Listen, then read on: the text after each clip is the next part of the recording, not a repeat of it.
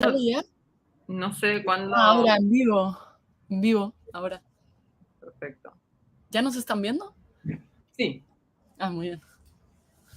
Bueno, bienvenidas, bienvenidos, bienvenides a este nuevo encuentro de la residencia de Quorum Morelia. Hoy tenemos el primer encuentro con la primera mentora de la residencia, que es María Salgado. Estamos muy contentas de que esté acá. María es poeta, performer, artista, pero para mí también una gran pensadora, no solo en materia de lenguaje, sino también en cine y en todo lo que tiene que ver con el acto de la creación.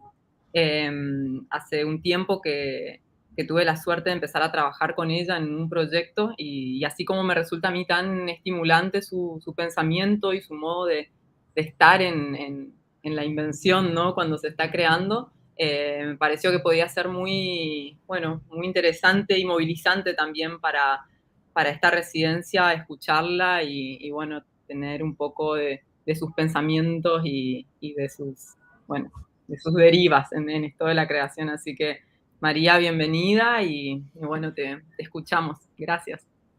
Bueno, muchas gracias por la presentación y gracias a todos por estar.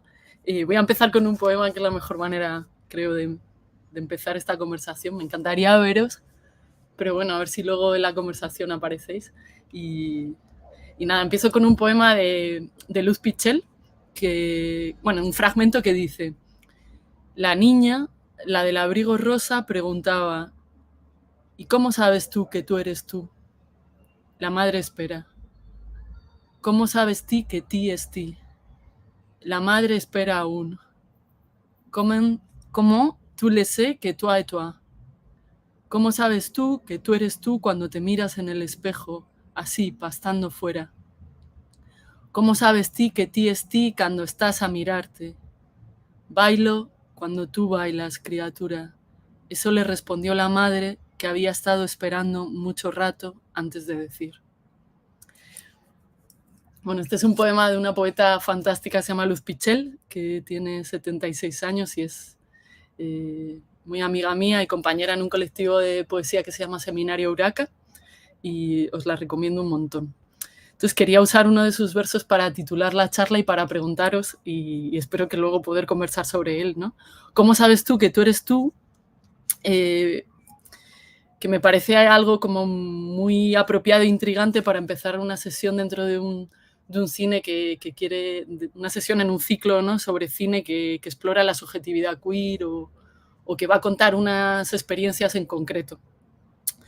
Y bueno, yo siempre digo que porque es un verso y no una frase propia de un ensayo, de un argumento, nos ofrece otra manera de pensar, ¿no? No hay que tomarlo como un argumento o como una unidad narrativa, ¿no?, sino como otra cosa, que tampoco implican necesariamente mentira o falsedad, pero es otro tipo de verdad, ¿no? O sea, yo un verso lo entiendo como un nudo de sentido, un verso como un nudo, que por ser nudo y no resolución, por no ser una resolución de ese nudo, habilita muchos más puntos de vista, ¿no? La poesía es esta cosa que mucha gente puede hablar sobre ella horas y horas porque no acaba de cerrar, pero aún así eso no quiere decir que sea sobre todas las cosas, ¿no? Entonces, en principio se trata de una pregunta, pero voy a cerrar la ventana, que de pronto había mucho ruido de la calle, de la primavera. En principio se trata de una pregunta de una niña, en principio pequeña, que le hace a su mamá, que al principio ella no le responde. Y la pregunta se la hace en gallego y en castellano, y también en francés. La primera vez dice la del abrigo rosa de la niña, que si te lees el libro, que se llama el libro Transhumancias, es otra escena de unos 8 o 9 años en la que Luz Pichel, ¿no?, se despide de su mamá, que se va en barco a Venezuela y no la vuelve a ver. Entonces se pone a llorar y alguien en la calle, otra niña, dice: ¿por qué llora esa niña? Y Luz Pichel dice que es el primer momento en el que ella sintió que ella era ella, que fue cuando alguien la vio desde fuera llorar porque se había ido su madre, ¿no? Pero la segunda vez aquí parece que es una niña más pequeña que se está viendo en el espejo y que es este momento de la fase del espejo en el que recompones todos los trozos y te das cuenta de que eres algo entero fuera de ti. Bueno, yo no sé mucho de psicoanálisis, pero parece ser que eso es entre los 6 y los 18 meses. Entonces hay ahí como una especie de edad ficcionada en el poema, ¿no? Como en dos momentos, ¿no? El momento de darte cuenta de que, bueno, tienes una experiencia singular, distinta, y que eso podría ser un yo o algo así. Y también es infrecuente en la respuesta de la madre, pero es tan bonita cuando dice: "Bailo cuando tú bailas, criatura", ¿no? Que es fuerte porque es una madre que ya no está, es un poco una especie de voz proyectada en ausencia. Eh, una madre que quiere acompañar a su niña en ese momento de desconocimiento y reconocimiento, que supone a la vez una separación de ambas. Entonces, bueno, yo no, como os decía, no sé nada de psicoanálisis o muy poquito, y entonces más bien quiero aprovechar la fuerza de este verso, de este nudo, para no resolverlo a lo largo de la sesión, sino pensarlo con vosotras, ¿no? Entonces, ¿cómo sabéis vosotros o vosotras si sois vosotras o vosotros cuando filmáis eso que filmáis, ¿no? ¿Y cómo podéis hacer para serlo para otras y convencer a las otras que ven vuestras películas de que esto es así? Este es un poco lo que creía que yo podía compartir, ¿no? Desde el medio poético, performativo del que vengo, y hacia el medio cinematográfico que estoy explorando con Clarisa, que esa es una de las razones por las cuales también me apetecía muchísimo estar en la sesión y en el ciclo, ¿no? Siempre lo desconocido es un viaje que apetece mucho hacer, ¿no?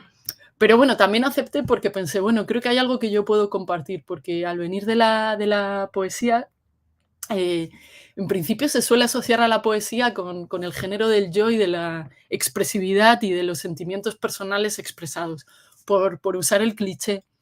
Y porque además esto se podría poner en cuestión histórica y teórica, pero bueno, eso no es lo que quiero contar hoy, ni la cuestión teórica ni la histórica, de cómo la poesía fue muchas cosas antes de solo ser la expresión de sentimientos, y después también lo está haciendo, ¿no?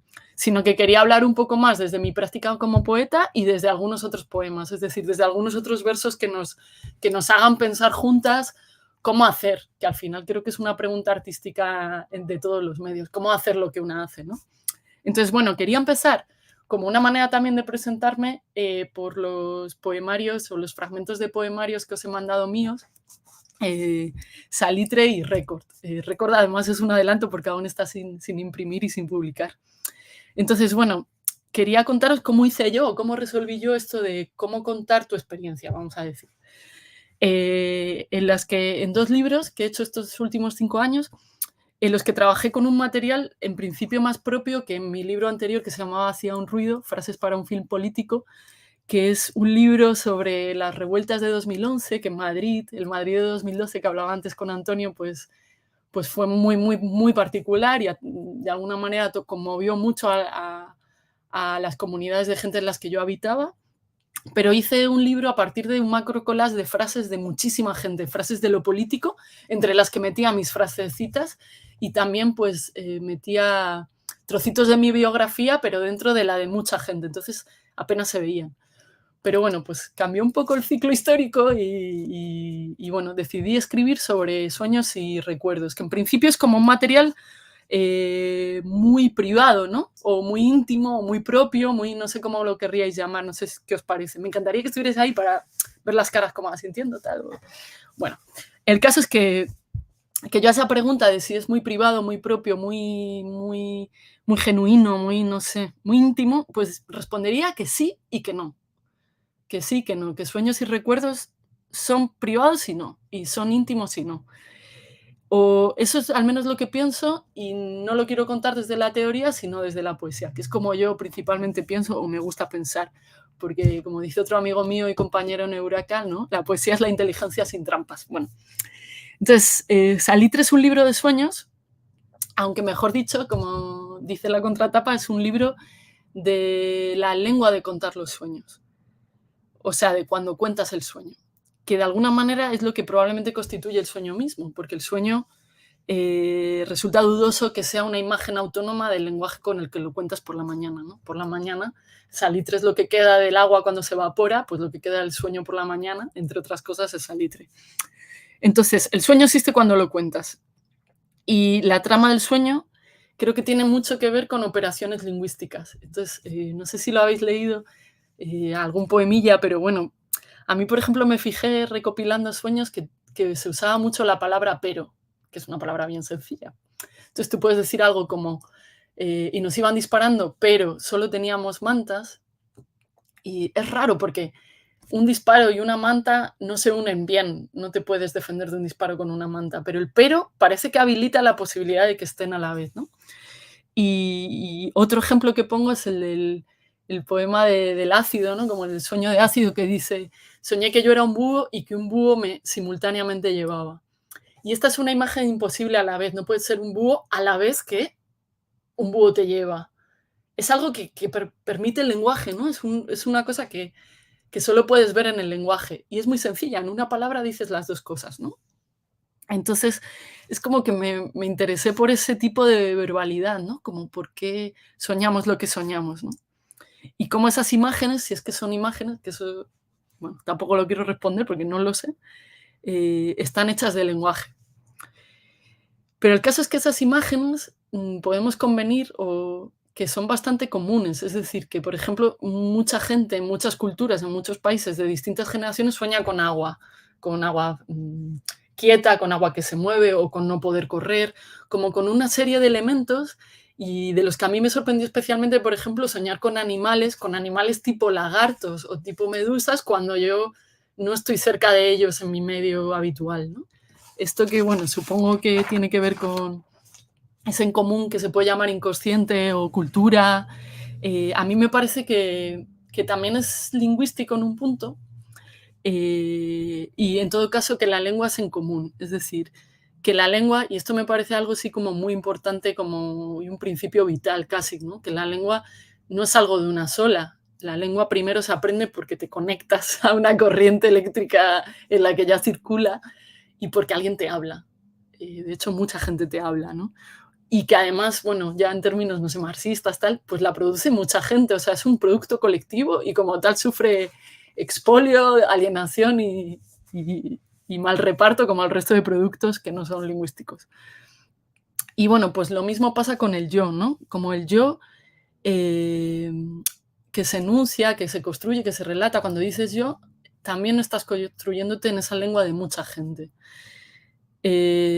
Por cierto, que esta lengua, ¿no? Es importante recordar que tiene un lugar y un cuerpo, esta lengua que hablamos, que tiene un lugar y un cuerpo. O sea, que la lengua no está fuera del cuerpo que la recibe y que la habla, y que se hace desde un lugar. Y esto me parece importante en unos tiempos como ahora, que os estoy hablando sin veros, por videollamada otra hora desde España, ¿no? O sea, y que además se lee mucha teoría que olvida un poco las dificultades de comprensión que son intrínsecas a cualquier intercambio, o sea, que no nos entendemos todo el rato cuando hablamos, ¿no? O sea, esa idea de que la lengua es transparente y fluye, es una idea así parecida a la idea que hay del dinero y tiene mucho que ver con la letra impresa, ¿no?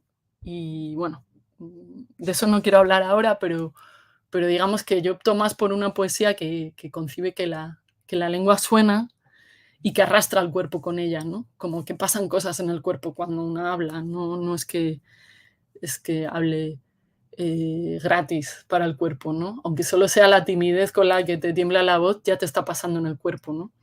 Y que una nunca habla sola, ¿no? Entonces creo que eso me permitió darle una base a Salitre, ese en común de la lengua, ¿no? Porque yo lo que hace fue recopilar sueños de mucha gente, entre ellos los míos, que es con los que partí. Y nada, yo los recibía y los transformaba en 2 o 4 o 6 líneas, no muchas más, porque me parecían como las fotos de los viajes maravillosos que solo son interesantes si te han pasado a ti, ¿no? Entonces, de los relatos que me llegaban, ¿no? Los dejaba en 2 líneas o 4 o 6 y cambiaba algunos adjetivos cuando salían más de 2 veces. Eh, Era un poco una norma que me puse para hacerlos más atractivos. Entonces, solo hay un poema que creo que deja una palabra 3 veces, que es el poema que dice: "La buscaban como un hospital, y él luego como una especie de balneario, y entre los matorrales y los árboles, y en la más profunda piscina olímpica, que no era exactamente olímpica, pero sí era la más profunda piscina olímpica", ¿me entiendes? No me entiendes. Y ese poema me gustó dejar olímpica porque es esta cosa de cuando estás contando un sueño y ya sabes que no es olímpica, pero a la vez es olímpica, ese pero que os decía antes, ¿no? Como, y esa es su particularidad, pero a la vez no es olímpica. Entonces, bueno, ahí lo dejé. Y, y bueno, yo creo que esto de usar la lengua que usaba la gente naturalmente para contarme los sueños, sin saber que yo iba a hacer unos poemas, creo que le da un efecto de verosimilitud al libro. O sea, verdaderamente parece que estás hablando de sueños. Y luego hubo otro, o sea, hay una prueba de eso, es que no sé si leísteis el texto que os mandé de mi amiga Erea, que es una crack, también compañera de Uraca, que escribió en una revista online que se llama Contexto, que usa las palabras del libro de Salitre para contar un sueño suyo, ¿no? O sea, como que son palabras que están ahí, que son muy comunes, que cualquiera puede usar para contar sus sueños, ¿no? Entonces creo que la otra ficción que se organiza en el libro es la del yo. Y como os decía, el libro está hecho de sueños de muchas cabezas, pero figura solo ser una cabeza. Y creo que lo hace bien por un método tan sencillo como empezar cantidad de poemas del libro con soñé, es decir, en primera persona en singular, que tiene ese poder. Esto también, bueno, es algo que quería contaros, ¿no? Como, pues no sé si influye a la hora de hacer cine, pero que cuando hay gestos tan mínimos como decir soñé en primera persona que de pronto hacen un efecto real como que parezcan todos tuyos, ¿no? Entonces ese yo que armé como propietario de los sueños, habrá mucha gente que lo dirija a mí, ¿no? A la persona que firma el libro en la tapa, ¿no? María Salgado. Y esto, bueno, es lo más habitual, lo hacemos todas, sobre todo con la poesía, porque la poesía en principio es un género de no ficción. Pero también me pasa una cosa que quería contaros, que creo que además es interesante así para este ciclo, que es que salió una reseña del libro, una reseña bastante buena, una revista hecha por alguien que yo no conocía, que se llama Zenda Libros. Entonces el crítico analiza el poema del primer amor, que creo que os lo mandé, pero bueno, si no, os lo leo, que dice: soñé que visitaba la... A ver. Ah, vale, que aparece aquí. Soñé que visitaba la casa de la primera persona que me gustó en mi vida, aunque yo no lo sabía con seguridad. Solo tenía 6 años. La casa de ella era de 2 plantas y de madera, muy bonita. La casa era bonita. La casa de mi primer amor, de mayor, era nórdica. Yo le decía: me gustas desde primero de primaria, esto es así. Y nos besábamos apasionadamente. La mañana después le escribí a su Hotmail de secundaria y para mi sorpresa respondió: hola, este sigue siendo mi mail. Cómo me alegro saber de ti. Qué genial y cuánto tiempo ha pasado. Bueno, pues ese poema, que es un clásico de que visitas a tu primer amor, este crítico en la reseña lo reseñaba como un primer amor heterosexual. Y esto me resultó muy interesante, no porque yo no sea heterosexual, que no lo soy, sino porque de hecho él tenía toda la razón, porque en el poema el yo no tiene género, en ese que os acabo de leer, pero sí aparece un ella, la casa de ella. Entonces, ¿por qué no va a ser ese yo, por ejemplo, el del crítico que lee el poema? Si cuando está leyendo quiere pensar que ese yo es él, porque de hecho para eso sirve la poesía también, y eso se hace mucho en la música popular, en las canciones pop. Tú cuando cantas estás cantando tu historia con ese yo, con ese ella, con ese tal. Entonces, ¿por qué no lo va a hacer? Me pareció muy bien que no lo asociara, y además ese sueño en concreto sí que era mío, pero da igual porque eso no se sabe en el libro. Pero claro, mi pregunta después, menos ingenuamente, es si no había hecho esa ocupación del yo con una persona masculina por defecto, ¿no? Es decir, como que hay algo anterior, que es algo que, bueno, pues supongo que en este ciclo y en este festival y todo, pues se trabaja mucho, ¿no? Hay una normatividad anterior al lenguaje que organiza el lenguaje también y que divide el mundo en 2 géneros, que se reproducen heterosexualmente y que entonces por defecto son los chicos y las chicas los que se encuentran, se casan, se reproducen y mueren, ¿no? Entonces esa velocidad de ocupación del yo por el defecto masculino, ¿no? Y la lentitud con la que tú ocuparías ese yo con una chica que se enamora de otra chica, creo que habla de lo difícil que es cambiar la estructura de la lengua del arte si no te fijas en su ideología, ¿no? Estamos todo el rato rodeados de mitos y significados previos a nosotros hablar. Entonces, hay que hacer una intervención ahí para darle vuelta a todo, no solamente decir yo soy, sino darle vuelta a todo para que el efecto primero del crítico leyendo no sea ocuparlo con un por defecto masculino, ¿no? O si lo hace, darle vuelta a eso. Bueno, eso sería otra charla. Pero bueno, quiero decir que la lengua que una habla, esto como poeta me pareció como importante decirlo, no es propia, no es de una, de hecho es bastante impropia. No lo es tampoco de quien la lee, de la crítica, está repartida y hay que pelearla, ¿no?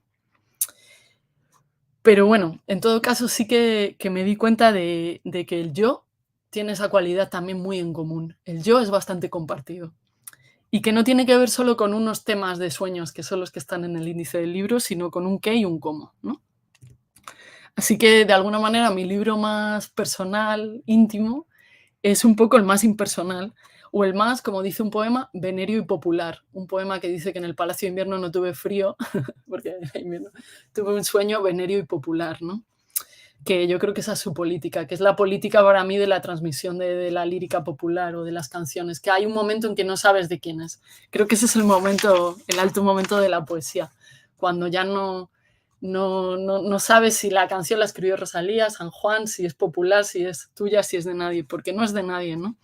Es decir, que no te emocionas porque es tuyo, sino porque no es tuyo y te suena. O sea, te suena algo que hace sonido lo que tú ibas a decir. Creo que para mí esa es una alta política de lo poético. Pero bueno, cuando fui a hacer Récord, que es el librito otro que hice a la vez, el de los recuerdos, que también os he dado un adelanto a ver qué os ha parecido, me costó mucho más construir todo esto. No sé si porque los recuerdos son más difíciles de apresar que los sueños, que son como más unidades así chiquititas, o por qué pasó, pero tuve muchas preguntas, que no sé si son preguntas que resonarían con las vuestras a la hora de filmar vuestros proyectos, pero bueno, ahora lo podemos hablar, ¿no? O sea, por ejemplo, ¿qué podría de lo que yo viví sonar y hacer sonido de lo que otras personas vivieron? Y si sería interesante para ellas también, ¿no? ¿Por qué sería importante mi experiencia? A mí eso es una pregunta que me taladra. No me parece per se que lo que yo he vivido tenga que ser importante para nadie, ¿no? ¿Y cuál podría ser su política? ¿Y cómo podría, o sea, su conflicto histórico? ¿Y cómo podría entrar la historia en los poemas? Sin que fuera como esta serie de Aquellos maravillosos años, que en España es Cuéntame cómo pasó, que son estas series de un personaje camina por la historia como decorado o como textura como textura del apartamento, como sí, como una especie de fondo, ¿no? Como una especie de fondo. Y cómo no hacer mis recuerdos nostálgicos, ¿no? Porque yo creo que la nostalgia no es política, personalmente. Entonces, lo primero que hice fue un manifiesto que está, creo que está creo que está en el PDF que os mandé, pero bueno, si no lo leo, que es nostalgia de la fábrica, no. Nostalgia del descampado detrás de la fábrica, no. Nostalgia del amor, no. Nostalgia del amor en el descampado detrás de la fábrica, no. Nostalgia, no. El pueblo, un almacén de Amazon, una oficina central regional de Alphabet, el nuevo nombre de Google, no. Live Nation, no. No a la nostalgia, sí. No a la poesía de la nostalgia, sí. No a la armonía de la poesía de la nostalgia, sí. Estamos 2 señales bajo la sal. Quedan 2 minutos de democracia occidental, porque siento que nosotros vamos a morir, porque los hombres hacemos eso. ¿Nostalgia del futuro? No. ¿Nostalgia del no futuro? No. ¿Nostalgia de la promesa incumplida de un futuro? No. ¿Nostalgia de la promesa cumplida de incumplir la promesa de un futuro? No. La corrosión del carácter, la extinción de las especies, el estadio terapéutico, esta pequeña era. Y bueno, eso fue lo primero, intentar que no fuera nostálgico. Y lo segundo fue intentar evitar la línea cronológica, digamos, de los recuerdos sumados en una trama que se resuelve, ¿no? Que es clásica además, ¿no? Como que una relata la historia de una vida que empieza, sigue y termina, ¿no? Cuando consigue lo que deseaba o lo que soñaba, cosas así como propias de la narrativa más norteamericana o más Hollywood, ¿no? La de los biopic, que tan emocionantes son, pero que tanto falsean la experiencia vivida, ¿no? O sea, cuando se resuelve el conflicto que mueve la trama, por ejemplo, consiguió ser gay en un mundo de homofobia, ¿no? Como lo consiguió un día, ¿no? Entonces escribí este poema que abre el libro que dice: nacen, crecen y mueren es un relato clásico. Crecen, mueren y nacen, y la frase baldío dorado durante días dormido no tienen en principio sentido. Tendrían principio si todo, la historia, el relato, la memoria, el sentido, crecieran diferentes direcciones, de donde nace a donde muere, a donde nace se moviera. Y así como se mueve, quisiéramos vivirla, comprenderla como es. ¿Cómo sería si no tuviera final? Sí densidad, mancha, temperatura, orientación y desorientación. Un cuerpo vivo, no una recta. Entonces, no es que esté en contra de las biografías, porque las considero útiles para entender, yo qué sé, un personaje, una trayectoria, una época, pero no me interesan mucho en términos estéticos porque creo que son como cierres de una vida en un relato ficticio, sobre todo cerrado, no por ficticio, sino por cerrado. Y entonces a mí como escritora no de ficción, sino de poesía, me interesa lo que la vida tiene de movimiento incierto, de sus idas y venidas hacia adelante y hacia atrás, y su translucidez, o sea, su no saber a dónde se va por momentos. Creo que eso es algo que me interesa más para contar. Pues como me dijo un amigo artista mientras escribía el libro, ¿no? Nadie vive una biografía. O sea, más bien una va viviendo y luego todo eso junto cobra un sentido luego, cuando se lo das en el relato, pero no cuando lo estás viviendo, ¿no?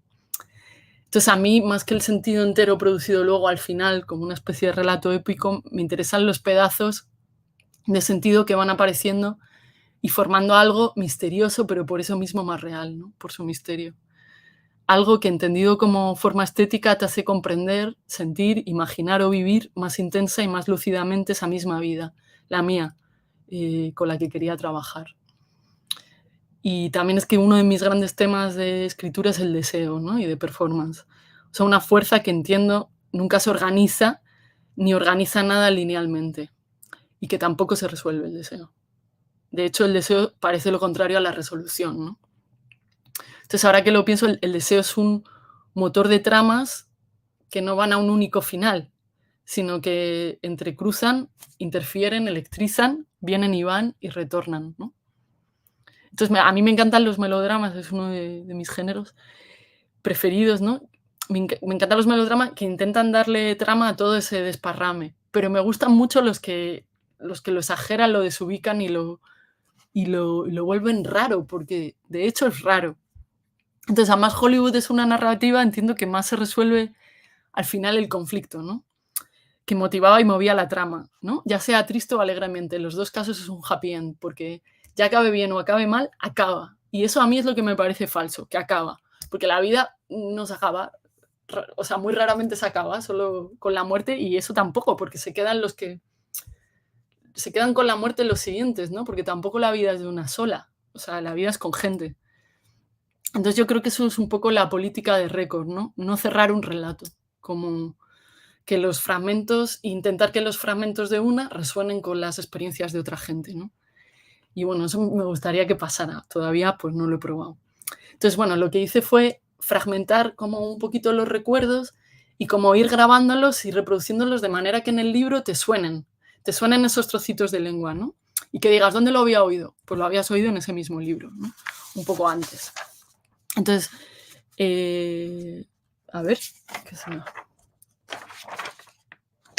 Entonces, bueno, no sé qué os habrá parecido el texto, pero a ver, me he perdido.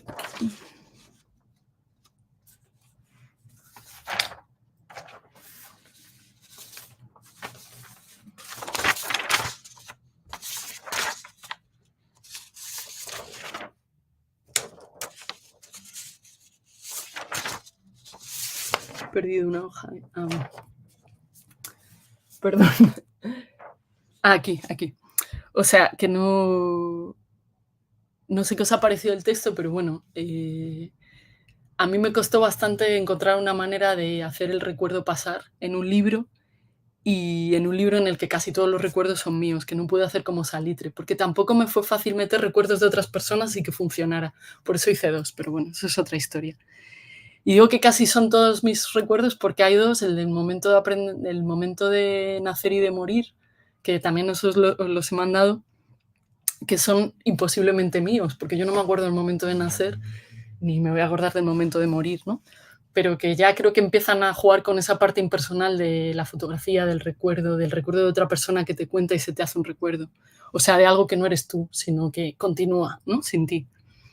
Entonces, bueno, digamos que el hilo de todo récord es algo tan sencillo y que todo el mundo puede usar como la rima, ¿no? Como un sonido que hila todo, que es la manera de juntar las cosas, el sonido de la rima. Entonces hay un verso que me gusta mucho que dice: pequeñas pertenencias, el cuerpo, la memoria, el exceso, la rima popular como un día de verano. Y de nuevo está aquí la palabra popular como en salitre, porque yo creo que al final el recuerdo, los sueños, el amor, el deseo, ¿no? Son cosas de las que todo el mundo puede hablar porque todo el mundo ha vivido. Entonces, había muchas maneras de hacer de este librito y yo elegí esta, ¿no? Que quería contaros. Pero ahora os voy a hablar de otros poemas que luego me encantaría comentar con vosotras, en los que he aprendido a hacer poesía, ¿no? Porque la poesía se hace, pues, se aprende pues leyendo poesía. Entonces, uno de los libros que más me marcó, evidentemente, como se habrá visto si habéis leído un poco el PDF o los anexos, es el libro My Life de Lynn Hejinian, que no sé qué os ha parecido. También me encantaría ver vuestras caras para ver, por ejemplo, si le dedico un rato o si sigo para adelante, pero bueno. Bueno, Lynn Hejinian es una poeta norteamericana de una corriente de escritura radical, así muy, muy sesuda, muy, muy difícil, que se llamó La Poesía Language, como una revista que se llamaba así, que sucedió en las dos costas de Estados Unidos en finales de los 70, 80, 90. Era una poesía muy radicalmente política, pero en el lenguaje, ¿no? Entonces escribió el libro con 37 años, tenía 37 capítulos de 37 frases cada uno. Y lo revisó con 42 y entonces amplió a 42 frases durante 42 capítulos, que esa es la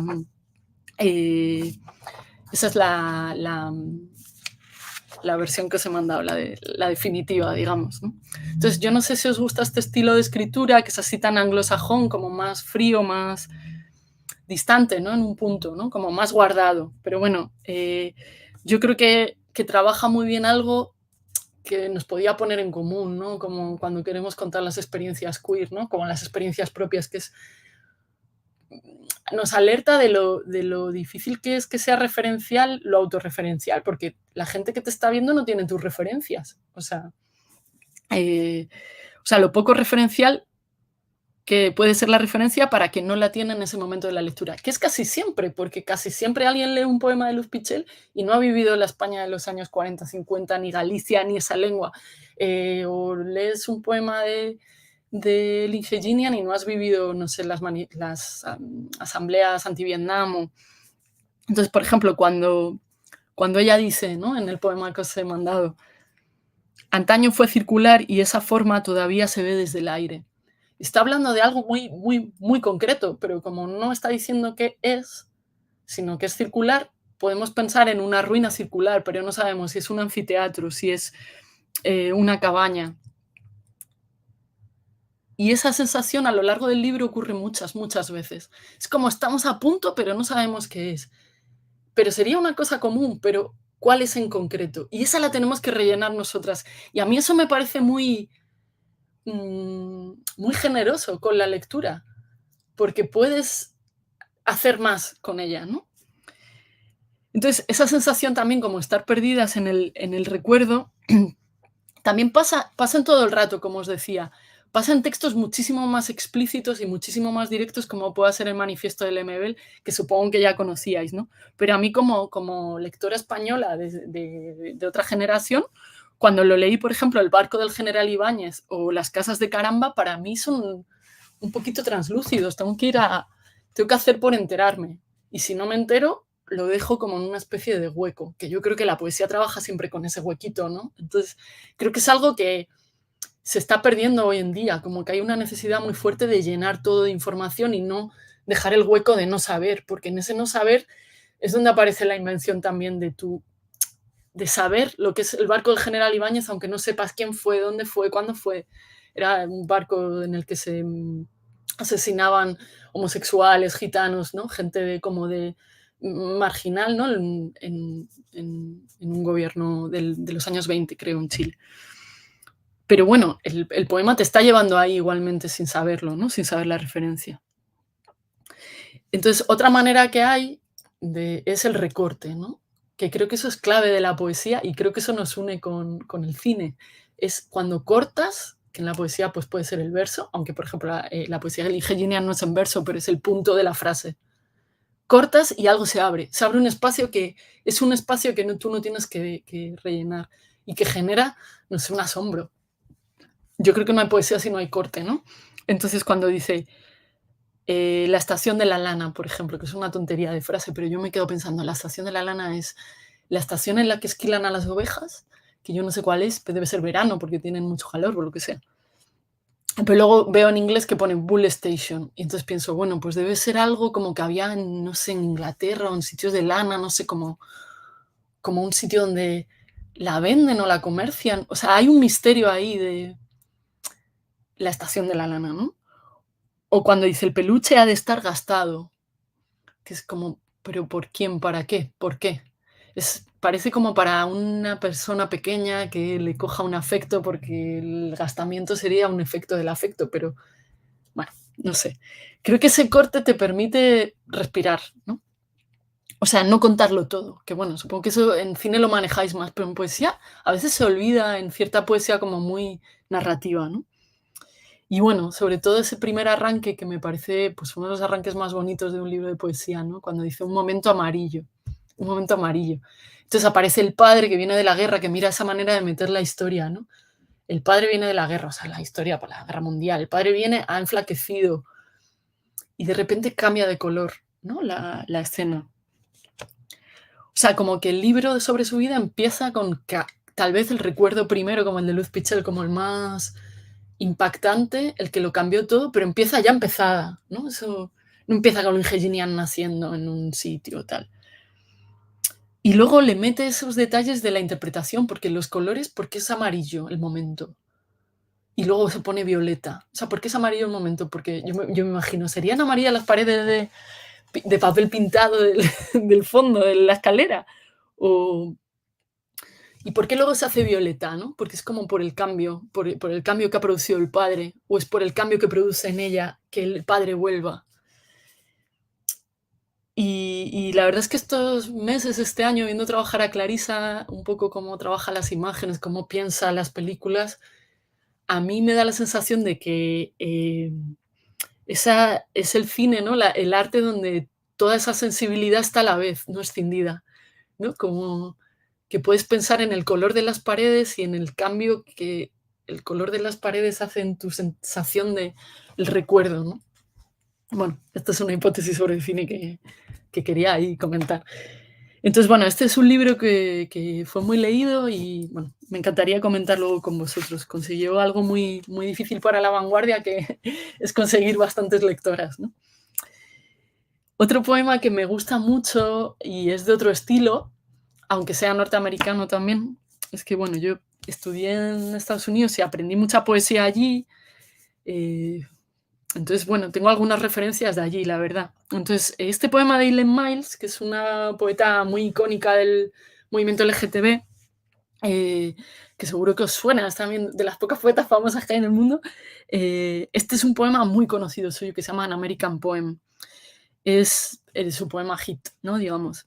Entonces, ella es una poeta norteamericana ya de otra generación que la de Ginian, 8 años más joven, que llegó a la escena de Nueva York, del Lower East Side, ¿no? Cuando aún había esa escena que no se estaba terminando, pero bueno, todavía no era una ciudad solo del turismo, y al St. Mark's Project en el 74, ¿no? Entonces se mezcló con poetas de la vanguardia, con artistas conceptuales, con la Escuela de Nueva York, que es otra...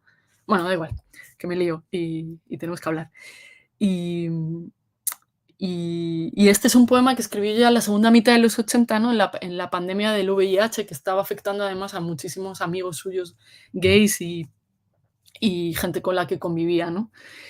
Y que fue publicado en el 91 en un libro que se llamó Not Me. Entonces, a mí me interesa mucho porque a ella se la asocia con una poesía muy directa, muy confesional, un estilo nada guardado, como el de Ginian.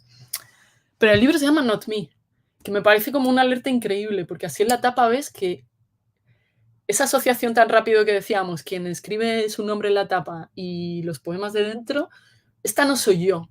Y creo que es muy interesante porque también habla de que cuando una escribe, una no es yo. O sea, entonces el libro empieza ya diciendo, esta no soy yo. Y deja ese algo abierto, ¿no? Como que os decía antes, que para mí define la poesía. Entonces, Ellen Miles escribió este poema el mismo año que se presentó como candidata a presidenta de los Estados Unidos. Se presentó de verdad, ¿no? En una campaña que en sí era una suerte de operación política de impugnación, porque evidentemente pues, no tenía muchas posibilidades de ganar. A partir de este poema, su amiga, la artista Zoe Leonard, hizo esta pieza que se llama I Want a Dyke for President, que era una bollera de presidenta, o una torta, no sé cómo se dice, que en ese momento, que es un texto muy revolucionario también, como muy que pasó un poco al activismo queer, ¿no? Entonces, el poema tiene varios puntos de tensión que ahora si queréis comentamos, pero para mí el más grande es que empieza narrando que ella nace en Boston, ¿no? Ese yo nace en Boston en 1949, y eso es completamente cierto, eso es verdad, y que en el 74 ella se va a Nueva York para ser poeta y de paso se hace lesbiana. Pero luego lo entrecruza con el hecho falso de que ella forma parte de la familia Kennedy, ¿no? Entonces, ella juega también con la performatividad de esas frases, que si tú dices soñé, es tuyo. Si tú dices tengo, es tuyo. Entonces ella sí dice que es una Kennedy, es una Kennedy. Juega con esa performatividad, pero con un hecho absolutamente falso que nadie se va a creer, ¿no? Y lo vuelve verdadero, ¿no?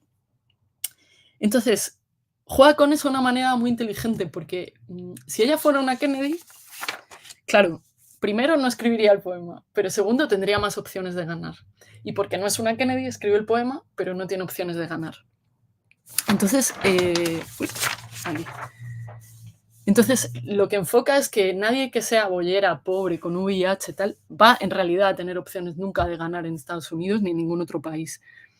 Y de eso va de su campaña, va de la gente que no cuenta, ¿no? De eso quería ella, por eso hizo una campaña. Y si fuera una Kennedy, haría verdad toda la parte de los buenos colegios, de los dientes limpios, ¿no? De tener una casa, de tener dinero. Pero bueno, antes de seguir, quiero decir que Ellen Miles procede de una familia de origen obrero, así como bastante complicada, de hecho. Así como que vivió cierta escasez y luego además pues vivió un poco la bohemia en Nueva York, o sea, que es alguien que sabe de estos problemas de escribir poesía o ser artista y no tener dinero para pagar o no tener un soporte familiar, ¿no? Entonces, cuando habla de un arte en su texto que te reafirma la sensación de estar solo, está hablando de un arte que connive con una clase y con un sistema industrial y con un sistema del arte, ¿no? Capitalista. Entonces, si de verdad fuera una Kennedy, como os decía, una parte sería falsa y si no la fuera, lo sería otra parte del poema, en cuanto a los datos reales de referencia, ¿no? Pero el poema es muy sublime porque llega un momento en el que así es como resuelve, con un nudo resuelve el problema del capitalismo por arriba, cuando dice, ¿no deberíamos ser todos Kennedy? La mayor ciudad de este país es el hogar del hombre de negocios y el hogar del artista rico, gente con dientes hermosos que no está en la calle. ¿Qué podemos hacer con este dilema? Miren, yo pude estudiar, estudié la civilización occidental. ¿Saben cuál es el mensaje de la civilización occidental? Estoy sola. Si todos fuéramos Kennedy, ricos y famosos y con dientes lindos y artistas y hombres de negocios, podríamos sentirnos solos, muy a gusto, ¿no? Sin dramatismo, sin el dramatismo que es sentirte solo o sola, siendo alguien sin recursos, ¿no? Sin pertenecer a esa clase y a ese poder letrado. Entonces aquí me parece que pone una tensión en evidencia muy políticamente muy fuerte, ¿no? Como quién está dictando las reglas de cómo tenemos que vivir, quienes no podemos obtener sus recursos, ¿no? ¿Qué arte estamos consumiendo? O algo así. Y luego es que no, ya me quedan 2 minutos y el poema de Lemebel me imagino que lo conocíais más, pero nada, digo 3 cositas y pasamos a las preguntas si os parece. Entonces, me parece muy interesante también que en el poema de Lemebel, que también es como un paradigma de expresividad del yo, digamos, y de sus pensamientos y de su vida, también empieza diciendo no soy, ¿no? Que cuando empieza diciendo no soy Pasolini ni Ginsberg, ¿no? Pidiendo explicaciones al Partido Comunista, ¿no? por su exclusión. Que me parece que esto es algo muy interesante porque habla de otra dimensión de las cosas que hacemos, ¿no? Que en un texto aparentemente propio, individual, tal, hay que ser consciente de que otros han escrito antes que nosotras. O sea, que eso que se llama literatura también es solo un conjunto de libros que vienen antes que tú. Y que entonces cuando tú estás haciendo, estás haciendo en ese artificio, no por primera vez. Y que también por eso hay géneros literarios que se van cambiando con el tiempo. Entonces, un género muy particular es el manifiesto, que ya es un género literario. Pero este manifiesto yo creo que fue muy potente también porque le daba cosas nuevas al manifiesto, que es lo que hacen como pues los artistas con intensidad, ¿no? Como cambiar eso que habías heredado. Entonces, como es un manifiesto, está hecho de frases afirmativas contra algo que está fuera de sí mismo, más que entre internas, ¿no?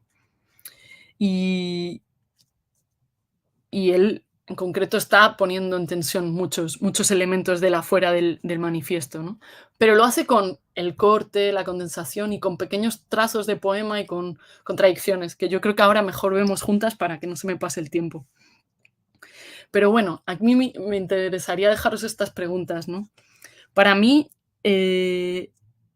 consigue establecer a partir de su yo un vosotros y un nosotras, ¿no? Y lo hace tanto usando a sí mismo como alguien concreto, o sea, yo soy Pedro Lemebel en concreto, y como alguien genérico, o sea, soy el maricón pobre, pero también como alguien genérico,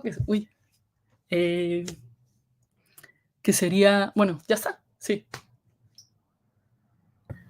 No, si quieres terminar, termina la idea y ahorita seguimos con los comentarios y preguntas que tengan. Vale, pues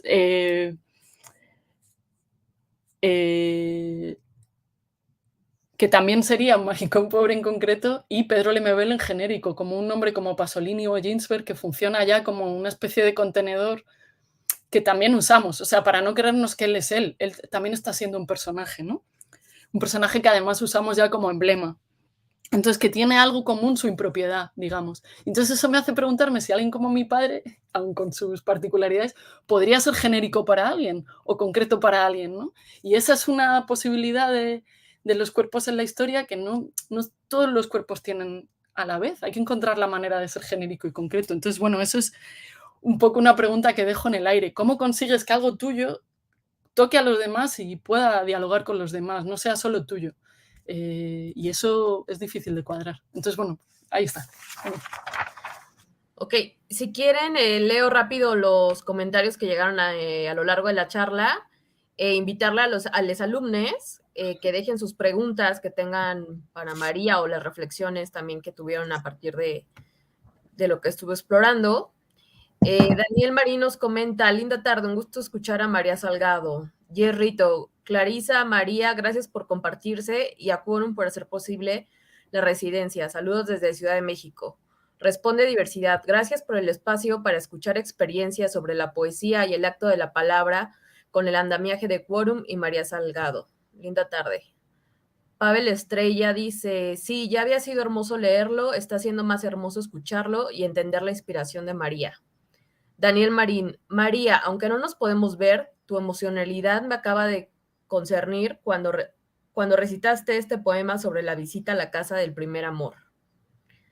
Igual, Daniel, pienso que es porque se sentiría en una unilateralidad, como si el yo fuera una unidad de viaje de un punto A al punto B sin que sea transitivo.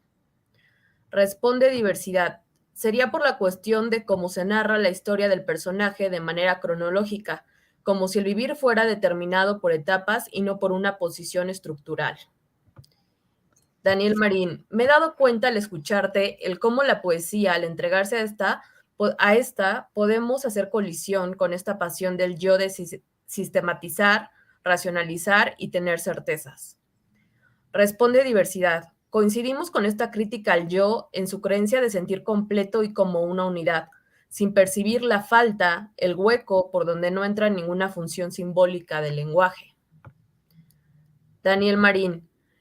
Este imperativo de no decirlo ni saberlo todo, creo que permite que del lado del público pueda quedar en lo capturado con algo. No sé, me deja pensando mucho. Olivia Peregrino, define lo que es a partir de lo que no es. Daniel Marín, me parece relevante que hagamos esta búsqueda de quién nos roba los recursos simbólicos para decir lo que se quiere decir, sin que nuestro cuerpo y deseo sea subsumido y un usufructo de un sistema. Dante Ureta, hola María, muchas gracias. Tu ponencia me resuena mucho porque yo estoy trabajando con el formato ensayo cinematográfico. Me preguntaba si podría enviarte 2 textos para escuchar tus sentipiensos. Bueno, sí, mañana nos vemos, ¿no? Porque Sí, hoy no sí, nos sí. vemos ahora. No. O sea, que si me los mandas, los podemos ver mañana.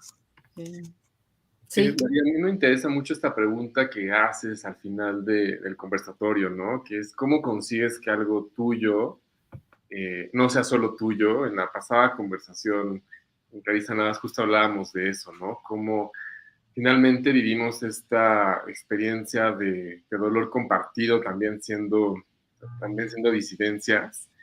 Entonces, bueno, acá creo que ya tenemos algunos comentarios, pero antes de seguir con los comentarios, con las preguntas, a mí me gustaría como detenernos, si pudieras un poco compartirnos esta parte del deseo y el performance, que me parece muy interesante lo que dices, cómo desencadena las tramas, ¿no? No tanto las resuelve. Y sí estamos como acostumbrados, y es muy interesante este conversatorio de cómo les compartías a los chiques de la residencia como esta bibliografía, estos poemas anglosajones, ¿no? De estos poetas, estas poetas, pero como también este cine hollywoodense que a veces puede permear de cierta forma nuestras formas de hacer, nos dicen, resuelve. Entonces, si nos puedas compartir un poco también en tu experiencia reciente con Clarisa en el cine, en las artes audiovisuales, ¿no? ¿Cómo está jugando esta parte del deseo cuando hay imágenes y, como nos decías anteriormente, ¿no?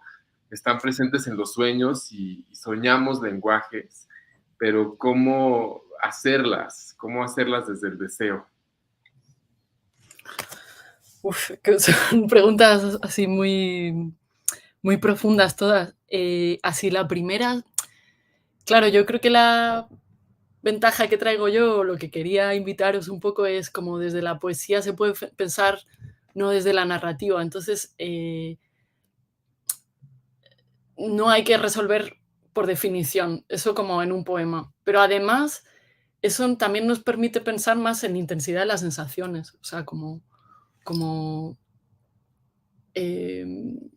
cosas que no se resuelven de por sí, o sea, que no tienen un inicio y un final, simplemente pasan. Entonces, cuando yo escribía el libro de los recuerdos, cómo nacer por contar algo que vaya hacia un final, ¿no? Y eso me pasaba con un libro de poesía, no me quiero imaginar con una película que tiene una estructura ya clásicamente más narrativa, incluso cuando te quieres salir de ahí. Entonces, no creo que haya que salirse de ahí porque sí, o sea, simplemente poner en cuestión algunos de sus elementos. Entonces, yo me he dado cuenta que, o sea, un tema radical de mi escritura, de la performance también, de la performance que hago con el músico Fran Cabeza de Vaca, tiene la libertad de no tener por qué contar una historia, entonces de transmitir el deseo en sus altos y sus bajos, y en sus oscuros y sus claros, sin línea, ¿no? Entonces eso es una cosa que me parece que un poema te permite hacer. Entonces, ¿cómo lo ponemos eso a imágenes? Pues está siendo un gran viaje porque es difícil también encontrar un tiempo en la imagen que se parezca al de la poesía, aunque tengan mucho en común. Entonces, es como cuando tuve el mismo problema con Fran, cuando hacemos no es lo mismo un sonido que vas a escuchar en tu habitación con auriculares que ir a un teatro a ver un cuerpo, porque cuando tú vas a un teatro estás poniendo los ojos en un sitio. Entonces tiene que pasar algo delante de ti, a no ser que seas súper aventurada y digas, no va a pasar nada, solo vais a escuchar. Pues no. Entonces, creo que pasa lo mismo. Si ponemos los ojos en las imágenes, esas imágenes tienen que hacerlo todo por sí mismas con el sonido. Entonces, no puedes hacer las mismas simultaneidades que en un poema, tienes que hacerlas diferentes. Entonces, es una gran pregunta. Y creo que me queda otra pregunta, pero... No, y que creo que es justo lo que decías, ¿no? El preguntarnos, que también nos compartía Clarisa, también el interrogarnos todo el tiempo es algo muy queer. Y sí, definitivo, también lo retomo con lo que decías anteriormente de cómo te estás dando cuenta en este proceso de filmar, de hacer cine, que el cine parece como sumar distintas artes al mismo tiempo, ¿no? Que también es algo como muy complejo dentro del arte cinematográfico, porque estás viendo todo el tiempo símbolos, evocaciones de significantes, pero también la banda sonora, también la parte del sonido que también va a jugar en esta residencia, ¿no? También es parte del programa público, ¿no? La intimidad sónica que se puede generar justamente también en el cine. Pero bueno, no, muy interesantes estas aproximaciones y sobre todo creo que nos desafían también a leernos, ¿no? En nuestro lo que también como comentabas al principio que tenía que ver con esta nostalgia, ¿no? Que no es política. Hay comentarios por acá de Daniel Marín también que pregunta ¿qué tan abierto consideras que están las artes visuales a reconfigurar este lugar del yo en las narrativas que lo confrontan? Las visuales. ¿Pero dices las visuales cine? O... Yo creo que sí se debe de referir a esta parte de las artes visuales, del cine, Claro. o al performance también, que creo que es lo que también comentábamos antes de comenzar, ¿no? Que todavía en el Festival Quorum nos estamos aproximando precisamente a estas artes performativas y muchos de los proyectos que se inscribieron este año a la residencia y que, bueno, hace rato comentabas, mañana van a ser las mentorías, que esperamos pues hayan leído los textos que ahorita nos hiciste a favor de reflexionar, que la verdad siempre el MBL es un indispensable, pero ver a estas otras referencias también pues nos abre sobre todo pues el panorama, sentirnos desde el performance. Los invitamos muchísimo también a seguir el Tumblr de María Salgado, que también hablábamos hace un rato pues de las series, ¿no? Que seguro mañana ya compartiremos más en personal con los cineastas, pero sí, justo esta pregunta de Daniel creo que también tendría que ver con la confrontación que está viendo ahorita y el alcance que puedan tener las artes visuales en un mundo cada vez más interconectado, ¿no? Y con este desligamiento del yo, que lo que ahorita nos decías que en poesía antecede mucho, ¿no? La palabra, quizá nos gustaría también como preguntarte, siguiendo esta línea de Daniel, ¿no? No solo cómo las artes visuales reconfiguran esta posición del yo, sino cómo también la poesía nos ayuda, ¿no? A desprendernos de este yo con el que decías que se convirtió la poesía, ¿no? Que al principio no partía tanto del yo. Sí, bueno, yo quería, es que como son tantísimos temas, yo creo que lo que he intentado un poco transmitir es que justo creo que es una época muy del yo, demasiado el yo, o sea, sin poner en cuestión ni siquiera, pues ¿cómo sabes tú que tú eres tú? O sea, que ¿quién eres tú? ¿Tú quién eres? ¿De verdad una experiencia completa o alguien que está llorando y te ve a alguien desde fuera en la calle? En ese diálogo apareces. Entonces, era más un desafío. Creo que es muy difícil construir el yo y a mí particularmente el que más me importa o lo que he intentado contar es justo el yo que está en común. O sea, que es que le pasa a todo el mundo lo mismo y para justo construirlo tienes que salirte un poco de ti, por más dolorosa que haya sido tu experiencia, para ver cómo se transmite ese dolor, porque el dolor no está dado que se vaya a transmitir simplemente porque lo has sufrido. Es una de las grandes tristezas, ¿no? También de la vida, que no se transmite solo por haberlo sufrido, sino hay que conseguir la conexión para conmoverse mutuamente. Yo creo que eso es apostar un poco por el arte. Entonces, quería traer poemas diferentes que tanto me han influido como que me encantan sin más y que hacen estrategias muy diferentes. Y quería traer desde un libro de Lee Hejinian, que creo que es más pues vanguardia clásica, más tenso, más frío, más duro, pero a la vez genera ese efecto de memoria con algo tan sencillo como acordarte de recuerdos concretos muy pequeños, eso lo tiene cualquiera. Y un poema más activista, como puede ser el del MB o el de Eileen Myles que os he contado, que también trabaja con algo tan concreto como contar tu vida, o sea, como contar tu vida, además un poquito biopic, porque Eileen Myles tiene ese rollo y ha acabado ya en una serie y salen Transparent y cosas así, o sea, que no es que sea... Pero con solamente ese efecto de decir también soy de los Kennedy, hace una operación, o sea, es por fijarme en operaciones distintas, ¿no? Como para no pensar que una tiene algo que contar porque sí, porque lo ha vivido, sino que tiene que hacer una ficción para conectar con las demás. Entonces era un poco lo que quería traer. Y como la poesía en realidad se ha traído poemas que lo ponen en movimiento. Hay mucha poesía que parte de la hipótesis de que si tú sientes algo ya lo puedes decir. Y la mayor parte de las veces cuando lo dices cosas que se parecen a otros poemas. O sea, es muy difícil hacer el cambio porque la lengua es de todas, que es un poco una de las otras ideas que quería traer. Entonces, va más por ahí, como un desafío a las poéticas del yo, o sea, pero no negando el yo, todos tenemos algo para contar, pero buscando el modo de contar lo tuyo, ¿no? Sí, totalmente. Y que creo que también, ¿no? Es súper interesante, ¿no? Como hay una variedad también de poesías, de textos, de formas de poder como tener esta parte presente, pero sí es bien interesante como esta apertura que nos das, ¿no? Esta amplitud hacia también la discusión de la producción, bueno, no sé si es la producción, la palabra, ¿no? Pero hacia, ¿no? Los textos, los discursos que formamos, las películas que se van a hacer, los documentales y sobre todo, pues, la posibilidad de la ficción, que creo que está marcando mucho esta residencia, Bianca.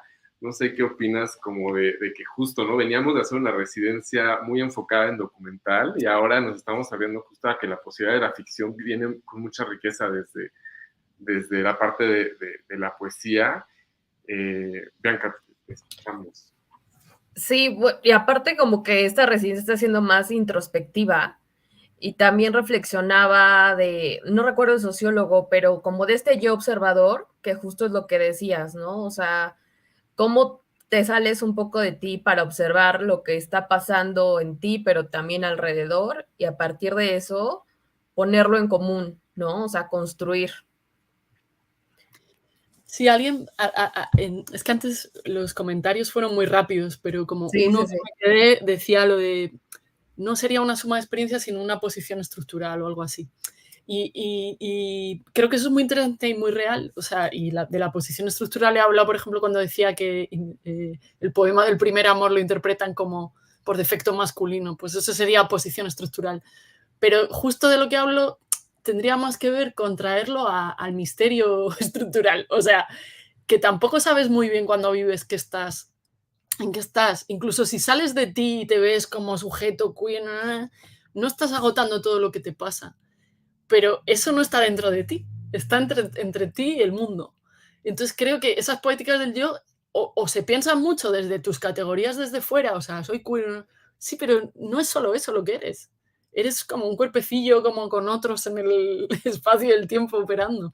Entonces creo que eso, la poesía sí que todavía lo guarda en alguno de sus poemas, que es que hay una especie de no entender todo lo que pasa, que creo que es muy importante para las poéticas de la disidencia, que es como, ¿cómo vamos a saber si además estamos probando cosas por primera vez o por segunda, pero no muchas más? ¿Cómo vamos a saber a dónde vamos?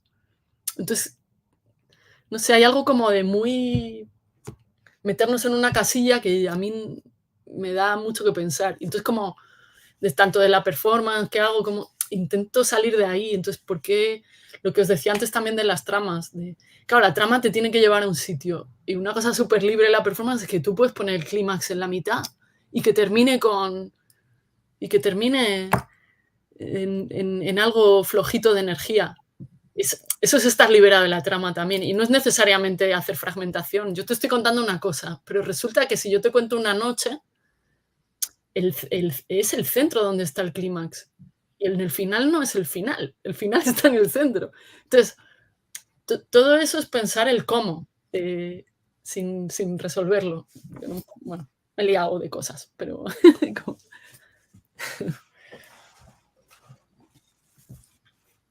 Y bueno, creo que tenemos una última reflexión.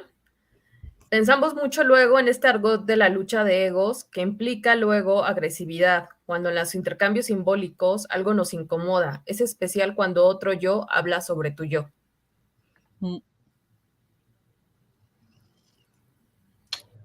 Es que es un tema así complicado, pero sí, es que yo creo que esto, pensarnos desde algo cerrado, categórico, también es intocable. Es como, se vuelve todo muy moral. O sea, lo que puedes, lo que no puedes, en vez de algo mucho.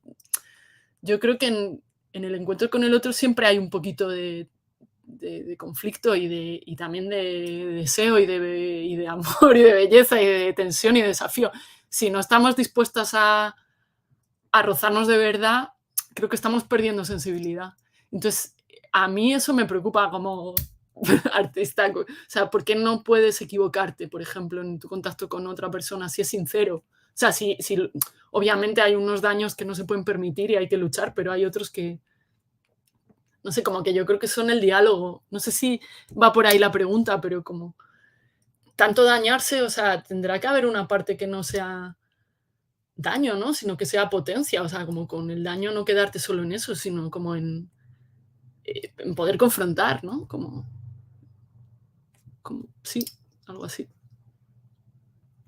O sea, que otro yo hable, o sea, eso me parece el aislamiento del yo que decía antes, como un yo intocable que le ha pasado esto y que lo cuenta, pues tendrá, si es intocable o si no contacta con otro, no sé si acaba de ser un yo. Si no te ve la niña llorando en la calle como a luz, no acabas de estar en el mundo, ¿no? Porque lo que te pasa además le está pasando a un montón de otra gente, porque le ve una niña que también viene a dejar a su madre en el barco. O sea, no hay tanta distinción entre Luz Pichel, porque es poeta, no es más especial que cualquier otra niña en ese barco. Por eso decía también lo de ser genérico y concreto. O sea, que tú puedes contar que sea de otra gente.